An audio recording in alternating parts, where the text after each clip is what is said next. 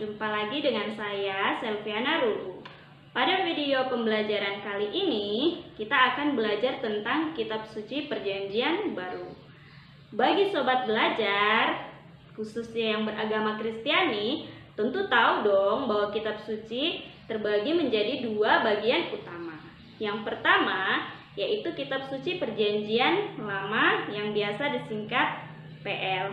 Yang kedua, Kitab Suci Perjanjian Baru yang biasa disingkat PB. Perjanjian Lama dan Perjanjian Baru, walaupun sama-sama sabda Allah, merupakan dua kitab yang berbeda. Perbedaan dapat dilihat dalam perjanjian itu. Kitab Perjanjian Lama itu berbicara mengenai perjanjian Tuhan dengan bangsa Israel. Kemudian, Kitab Perjanjian Baru itu berbicara mengenai perjanjian Tuhan dengan manusia yang seluruhnya di dalam diri Yesus Kristus. Nah, seperti yang saya sampaikan sebelumnya, pada materi kali ini kita akan membahas tentang Kitab Suci Perjanjian Baru. Kitab Suci Perjanjian Baru terdiri dari 27 kitab. Ke-27 kitab dalam Perjanjian Baru tentu saja tidak terjadi begitu saja. Sobat rumah belajar, untuk memahami lebih dalam tentang proses tersusunnya tulisan-tulisan mengenai Yesus Kristus, kita harus mulai dari periode hidup Yesus sampai pembentukan kanon Perjanjian Baru. Periode yang pertama yaitu antara tahun 7 atau 6 sebelum Masehi sampai 30 sesudah Masehi. Pada periode 7 atau 6 sebelum Masehi, di sini Yesus lahir. Lalu dia dibesarkan di desa Nazaret di wilayah Galilea. Ia adalah seorang Yahudi yang saleh, yang mentaati hukum dan penuh dengan semangat. Bisa dilihat dalam Injil Matius bab 5 ayat 17. Periode yang kedua antara tahun 40 sampai 120 Masehi. Nah, pada periode ini sudah mulai disusun dan ditulis Kitab Suci Perjanjian Baru. Periode yang ketiga yaitu antara tahun 120 sampai 400 Masehi. Di sini terjadi pembentukan kanon atau daftar resmi Kitab Suci Perjanjian Baru.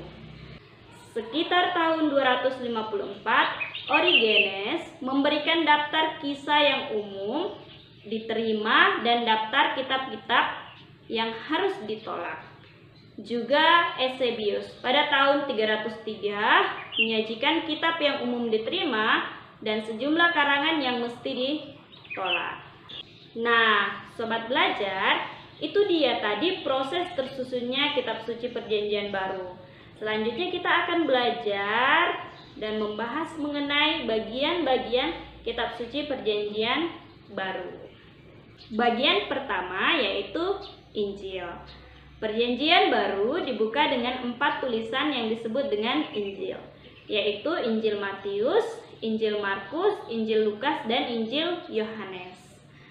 Sebagian besar isinya berupa cerita mengenai Yesus selagi ia hidup di dunia, karya-karyanya, wejangan-wejangannya, dan perjuangannya. Tulisan mereka berhenti dengan kisah tentang Yesus yang menampakkan diri sesudah bangkit di antara orang mati. Bagian yang kedua yaitu Kisah Para Rasul. Kisah Para Rasul sebenarnya bukan berisi kisah tentang semua rasul, melainkan lebih bercerita tentang apa yang terjadi setelah Yesus wafat dan bangkit. Intinya itu berkisah tentang munculnya jemaat Kristen pertama dan berkembangnya selama kurang lebih 30 tahun dengan tokoh utama yaitu Petrus dan Paulus. Bagian Kitab Suci Perjanjian Baru yang ketiga yaitu surat-surat. Surat-surat ini seluruhnya berjumlah 21 tulisan. Isinya itu lebih merupakan wejangan, anjuran, dan ajaran yang bermacam-macam tentang hidup sesuai dengan Yesus Kristus. Wejangan, anjuran, dan ajaran itu diajarkan oleh Santo Paulus, Yakobus, dan tokoh-tokoh lain yang ditujukan kepada jemaat tertentu atau orang tertentu.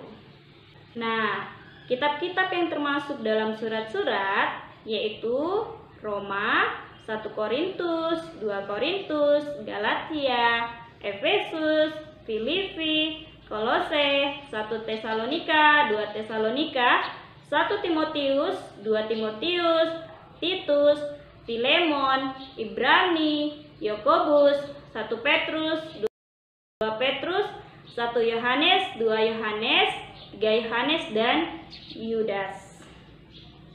Kemudian bagian kitab suci perjanjian baru yang terakhir yaitu Wahyu.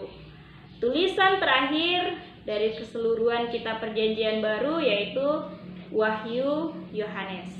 Kitab ini berisi serangkaian penglihatan mengenai hal ihwal umat Kristen dan dunia seluruhnya.